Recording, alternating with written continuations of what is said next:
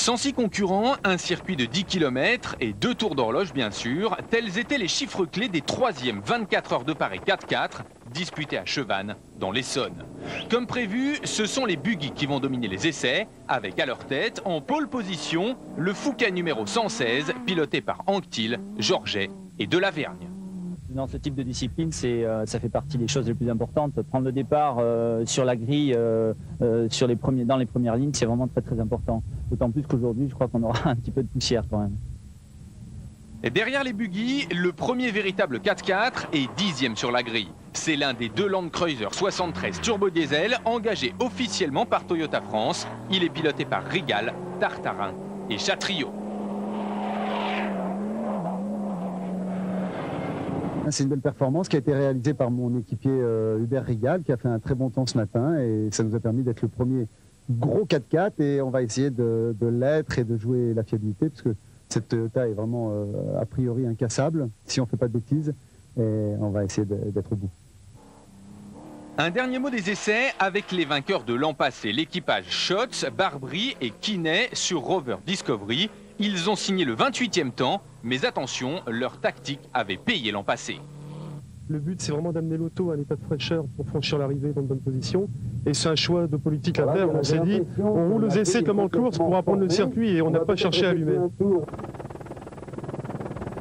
15 heures, la grille est en place, le départ est donné pour 24 heures de course.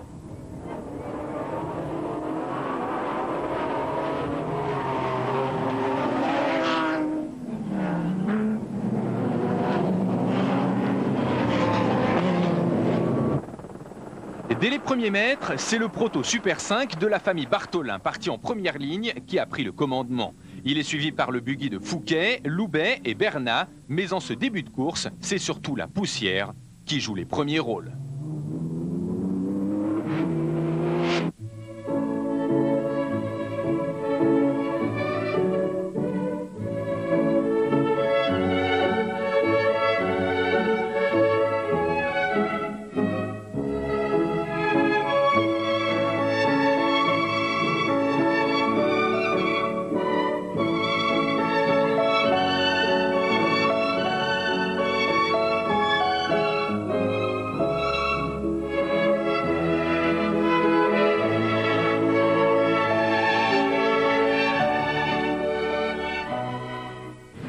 Après 1 heure de course, c'est le buggy à moteur Porsche de Loubet, Fouquet et Bernat qui a pris le commandement. Anquetil, Delavergne et Georget, les polemen, sont en 2e position. François Chatriot, au volant du Toyota numéro 3, est déjà revenu à la 5e place.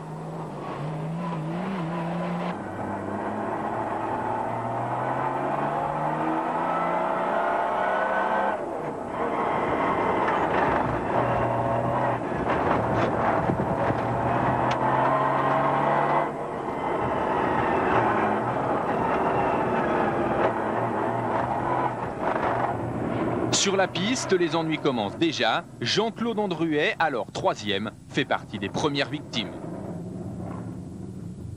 J'ai entendu un grand sifflement pendant 3 km, j'ai levé le pied, le sifflement a disparu, puis après j'ai eu une fumée de câbles électriques. Donc je me suis arrêté au stand et ils n'ont rien vu, je suis reparti et je tombe en panne. Devant, la course s'anime. Un duel s'est engagé entre les buggy numéro 6 et 116. Mais le premier va connaître des ennuis mécaniques. Le 116, piloté par Anquetil, Delavergne et Georget, prend la tête. Malheureusement, pas pour longtemps, lui aussi va devoir s'arrêter peu de temps après son premier relais. Ils perdent 1 heure dans les réparations.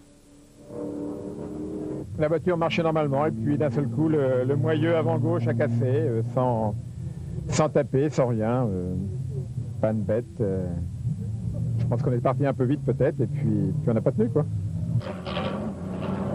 Après 3 heures de course seulement, les buggy ont donc quasiment lâché prise. C'est la Toyota numéro 3 qui s'est emparée du commandement.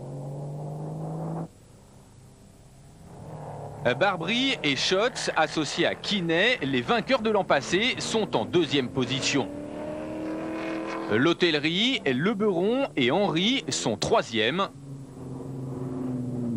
Enfin, côté buggy, seul le numéro 6, alors 4e, s'accroche encore, mais plus pour longtemps. De nouveaux problèmes vont le rejeter très loin dans le classement.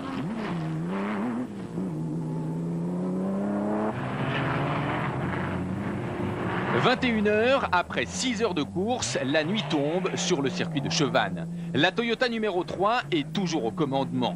François Chatriot est à son volant et lorsque 2 heures plus tard, il passera le relais à Hubert Rigal, l'avance de la voiture de tête est toujours supérieure à un tour, mais François a commencé à ralentir légèrement la cadence.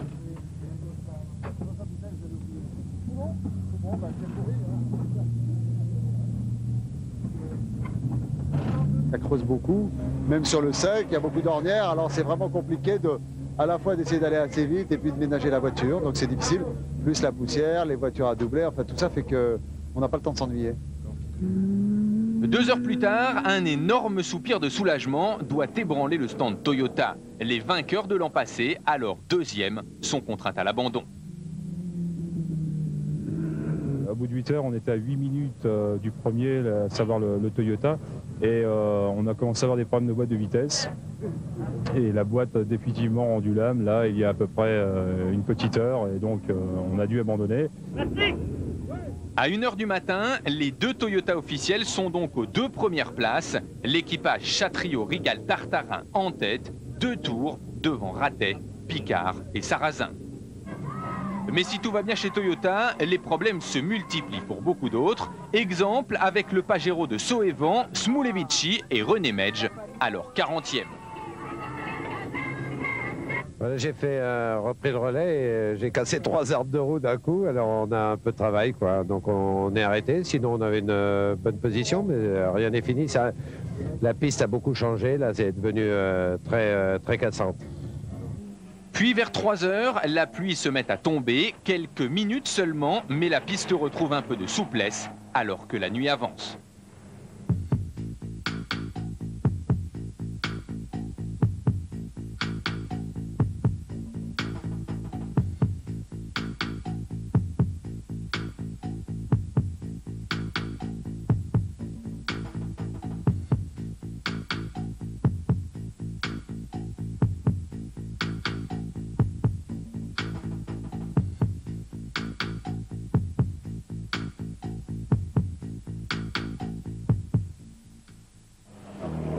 « 7 heures du matin, le jour se lève, les 2 Toyotas sont toujours en tête, elles n'ont pas connu le moindre problème.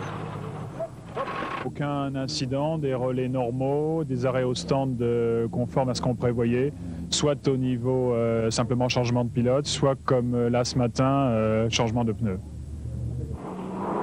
Mais au fil des tours, même si la marge est confortable, 6 tours, soit 1 heure d'avance sur le 3e, la tension monte chez Toyota.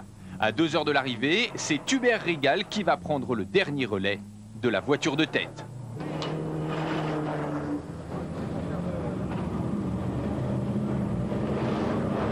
Le dernier relais, c'est toujours le relais le plus difficile. Malgré que nous ayons quand même une avance confortable, c'est de la compétition et tout peut arriver. Et en fait, toutes les tensions se reportent sur le pilote qui va faire le dernier relais, bien sûr. Mais heureusement pour Hubert, le classement est figé. À l'arrivée, un clin d'œil pour saluer le premier buggy, celui de Fouquet, Loubet et Bernat. Il se classe 6e.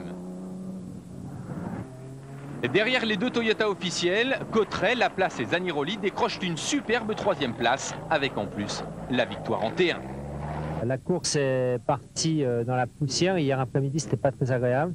Puis cette nuit, avec la pluie, ça a été fantastique parce ça a été très glissant et tout. On a vraiment pu se faire plaisir en pilotage. Mais les grands vainqueurs, ce sont bien sûr les 2 Toyota Land Cruiser 73 officiels. Chatriot, Rigal, Tartarin à la première place et Ratet, Sarrazin, Picard à la seconde. Un superbe doublé.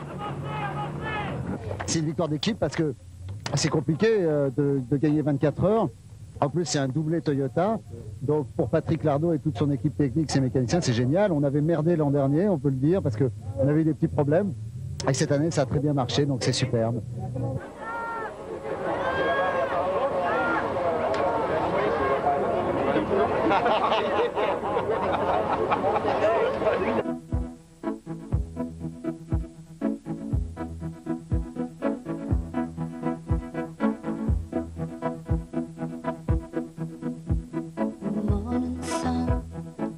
slightly young, the eyes of Lucy Jordan, in a white suburban bedroom, in a white suburban town. As she lay there neath the cover, dreaming of 1,000 lovers, till the world turned to orange and the room went spinning round. At the age of 37, she realized she'd never ride through Paris in a sports car. 10 jours après, et pour longtemps encore, les 3e 24 heures de Paris 4x4 sont toujours présentes dans les souvenirs de tous les acteurs de cette superbe fête. Motors a donc décidé de revenir sur l'épreuve pour vous parler de ceux qui n'étaient pas en course sur le devant de la scène. Pour commencer, en marge des vainqueurs, nous avons suivi également durant toute la course un équipage privé, le Mitsubishi Pajero numéro 61, piloté par Thierry Delizzotti, Marcel Mirande et l'une des 4 femmes engagées, Barbara Alcouf. L'équipage se qualifie en 16e position sur la grille, une belle satisfaction pour Marcel Mirande, directeur commercial des Cuisines Nef et principal sponsor de la voiture. J'ai pratiqué ce sport il y a quelques années, plus de 20 ans. Aujourd'hui, on retrouve des sensations qui sont restées intactes. On n'est pas complètement rouillé, même 20 ans après.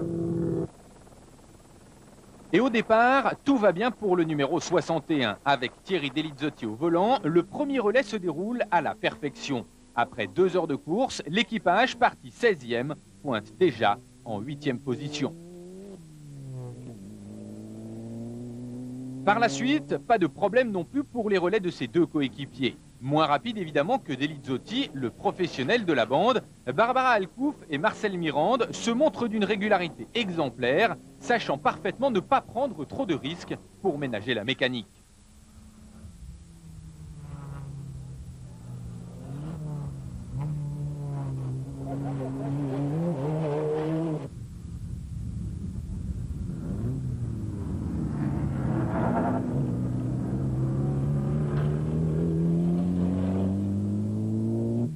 Vers 21 h, lorsque Thierry Delizzotti reprend le volant du Pajero, la régularité a payé. Épargné par les problèmes mécaniques, l'équipage pointe en 7e position.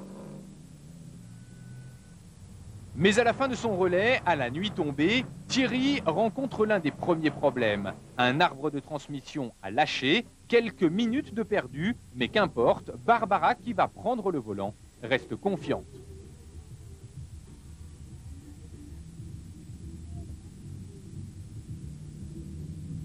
Ça se passe bien, on est 10e pour l'instant, donc devant c'est quand même des grands noms qu'il y a. Hein.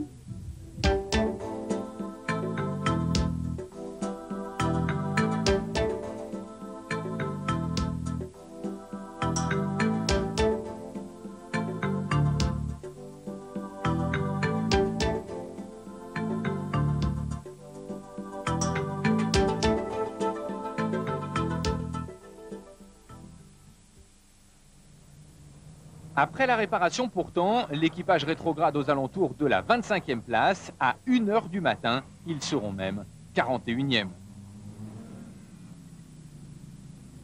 Puis au fur et à mesure que la nuit avance, le Pajero numéro 61 remonte. Au lever du jour, Thierry Delizzotti, Barbara Alcouf et Marcel Mirande sont de nouveau 25e.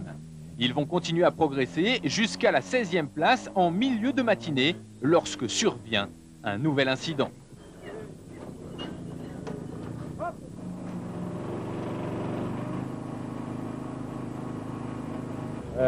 En faisant l'essence, j'ai regardé et apparemment il y avait une amorce de cassure sur une fusée avant, donc je préférais faire juste un tour. On s'arrête, on repart, j'ai soudé un petit renfort, j'ai soudé la fusée, ça va repartir comme ça. Durant les ultimes heures de course, plus rien ne viendra perturber la marche en avant de l'équipage numéro 61. Et à l'arrivée, les efforts de Barbara, Marcel et Thierry sont récompensés par une jolie performance.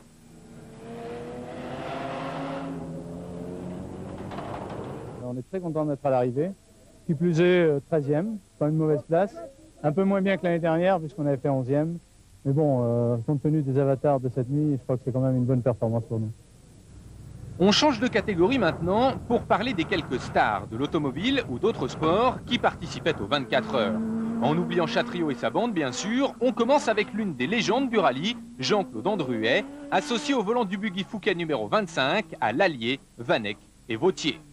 De toute façon, moi j'aime la course et sous toutes ses formes, donc je ne cours pas suffisamment maintenant à mon gré et j'ai repris depuis 2 ans, mais je fais que quelques courses, mais je suis partant pour toute forme de compétition automobile.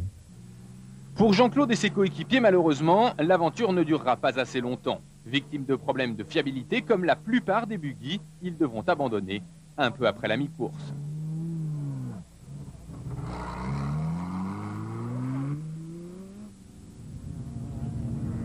Autre pro présent à Chevannes, Philippe Vanberg. Il partageait lui le volant d'un Toyota BJ71 avec Christophe Vaison et Bernard Roudot. Un Vanberg enchanté par ses premières 24 heures et surtout par son premier relais. Je dirais quelque chose de très fort, c'est le départ. C'est vraiment, on mériterait d'avoir quelqu'un à côté pour vivre ce moment. Moi, je me suis régalé parce que la poussière est telle que je veux dire, bon, bien sûr, il faut un peu de cœur, mais il faut être assez filou et assez malin pour arriver à se frayer un passage sans toucher. Et je me suis véritablement régalé pendant 1h30. Et contrairement à Andruet, Philippe Vanberg aura la chance de se faire plaisir très longtemps. 17e à l'arrivée avec ses coéquipiers, il reviendra certainement l'an prochain avec beaucoup plus d'ambition. Le dernier pilote automobile de renom engagé, René Medj, l'un des co-organisateurs du Paris-Pékin. Revenu de Chine il y a quelques jours seulement et qui partageait le volant d'un Mitsubishi Pajero avec Patrice Soevan et Étienne Smoulevici. Il y a encore certaines choses à régler à Pékin, donc je suis rentré un petit peu plus tard que tout le monde et non, ça me fait du bien de reconduire, ça me manquait aussi un petit peu. Côté organisateur c'est bien, mais le côté volant c'est aussi très bien, c'est quand même ma vocation du début. Hein. Malheureusement, René Medj ne verra pas l'arrivée. Le Pajero sera contraint à l'abandon sur problème mécanique peu avant la mi-course.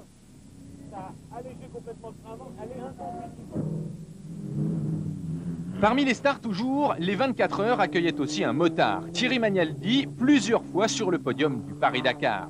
Pour la première fois, au départ des 24 heures de Paris, Magna convoie de plus en plus sur 4 roues. C'est fait plaisir.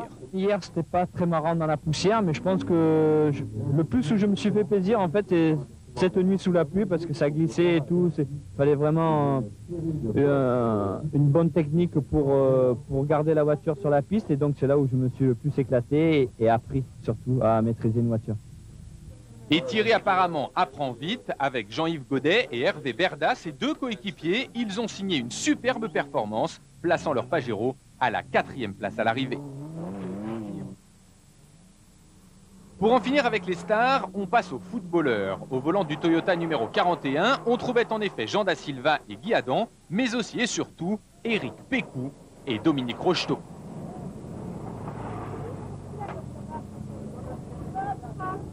C'est une compétition avant tout. Bon, on essaie d'avoir le meilleur score, c'est sûr. Mais d'un autre côté, c'est surtout se faire plaisir, bien sûr. Parce qu'il faut être conscient que nous, on est des amateurs, c'est tout. Donc, et là, je crois qu'il y a quand même pas mal de professionnels qui vont cette course. Mais amateur ou pas, le Team Foot aura quand même été jusqu'au bout. Et une 46e place à l'arrivée ne reflète pas vraiment leur réelle performance. Partis près d'1 heure après les autres, suite à une casse dès les essais, ils ont ensuite multiplié les problèmes mécaniques, comme malheureusement beaucoup d'autres concurrents.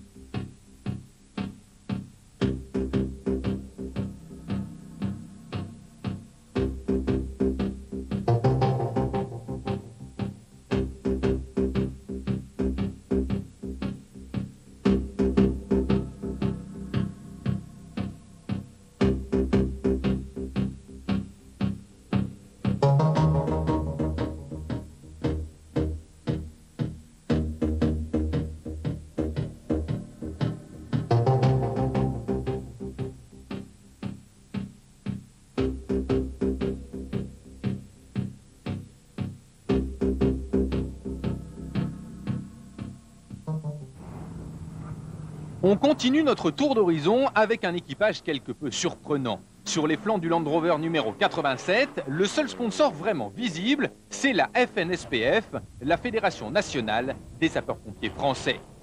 Et au volant, bien sûr, il y a deux pompiers, Jean-Marc Girolet et Jacques Guillaume, associés à un troisième homme, Daniel Lebonnois, qui est en quelque sorte l'instigateur de l'aventure. À la radio, ouais, il y a eu un coup de propos, on avait décidé de rentrer, mais j'ai pas entendu. Mais écoute, moi je m'occupe d'une école de formation conduite qui forme de nombreux pompiers et je dirais dans l'esprit de corps qui représente assez bien le milieu des pompiers, ben voilà, pour marquer le coup, je dirais, on s'est retrouvés à la fois gens d'école et gens des sapeurs-pompiers ensemble sur la même voiture. Et l'équipage fut d'une remarquable cohésion. Relativement épargnés par la casse grâce à leur respect de la mécanique, nos pompiers vont rallier sans problème l'arrivée à une très honorable 29e place.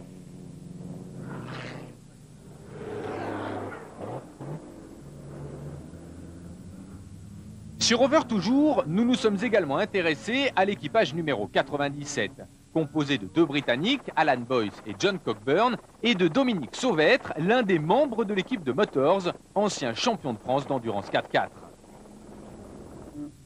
Avec leur Land Rover, nos trois hommes avaient signé le 25e temps des essais et ils firent dans les premières heures de course une remontée éclair.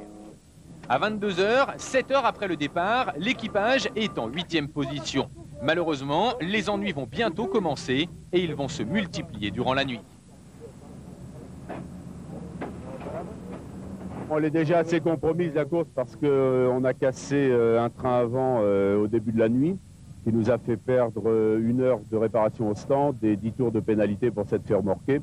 Donc le classement, à ce moment-là, on devait être 7-8e, donc c'était un petit peu dommage d'avoir eu ce souci. Alors, de toute façon, au classement, on n'était pas très bien, mais on va continuer parce que pour l'équipe, pour amener la voiture à l'arrivée, puis surtout pour les mécanos qui se donnent du mal, et il faut amener la voiture à l'arrivée.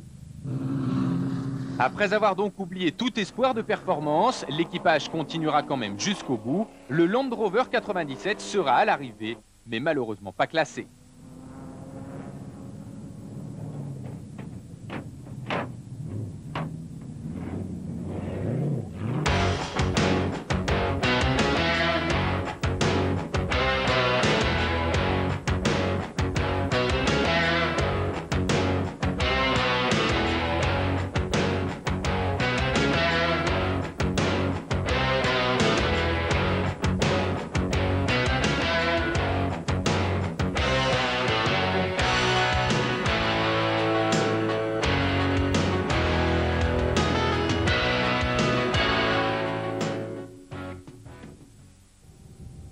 Avant de terminer, un mot encore sur les buggy, des engins qui dominèrent sans partage les essais, rejetant le premier véritable 4x4 en 10e position sur la grille, 35 secondes derrière le Fouquet d'Anquetil, Georget et Delavergne en pole position. Malheureusement, et encore plus vite que prévu, les buggy souverains en début de course allaient disparaître des avant-postes les uns après les autres, tous victimes de problèmes de fiabilité. Un seul d'entre eux terminera dans les 10 premiers, le Fouquet à moteur Porsche de Loubet, Bernard et Fouquet, qui se classe 8e. La fiabilité, c'était donc l'un des éléments primordiaux de ces 3e 24 heures de Paris 4x4. L'une des clés du succès du Toyota Land Cruiser 73 numéro 3, piloté par François Chatriot, Yves Tartarin et Hubert Rigal, les 3 vainqueurs de ces 24h95. Thank you.